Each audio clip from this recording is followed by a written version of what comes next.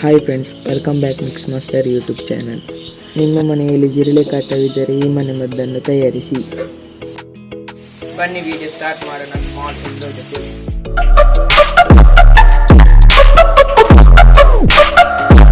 ಒಂದು ಪಾತ್ರವನ್ನು ತಗೊಂಡು ಅದಕ್ಕೆ 1 ಚೆಂಬಿನಷ್ಟು ಅಥವಾ ಅರ್ಧ ಲೀಟರ್ನಷ್ಟು ನೀರು ಹಾಕಿ ಆಮೇಲೆ ನೀರನ್ನು ಕುದಿಯಲು ಇಡಬೇಕು. ಈಗ ನಾವು ಗ್ಯಾಸ್ ಆನ್ ಮಾಡುವ. ನೀರನ್ನು ಕುದಿಯಲು ಇಡಿ. ಈಗ ನೀರು ಕುದೀತಾ ಇದೆ. ಅದಕ್ಕೆ 2 ಸ್ಪೂನಿನಷ್ಟು ಲವಂಗ ಹಾಕಿ ಆನಂತರ ಅದನ್ನು ಚೆನ್ನಾಗಿ ಕುದಿಯಲು ಬಿಡಿ.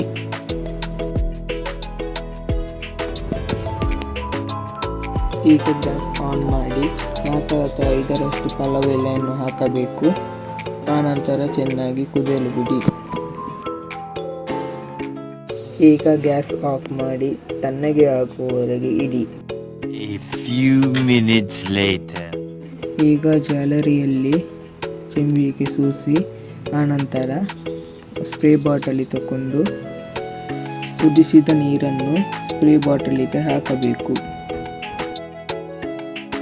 ನಂತರ ಸ್ಪ್ರೇ ಮುಚ್ಚಳವನ್ನು ಹಾಕಿ ಜಿರಳೆ ಬರುವ ಜಾಗದಲ್ಲಿ ಸ್ಪ್ರೇ ಮಾಡಿ.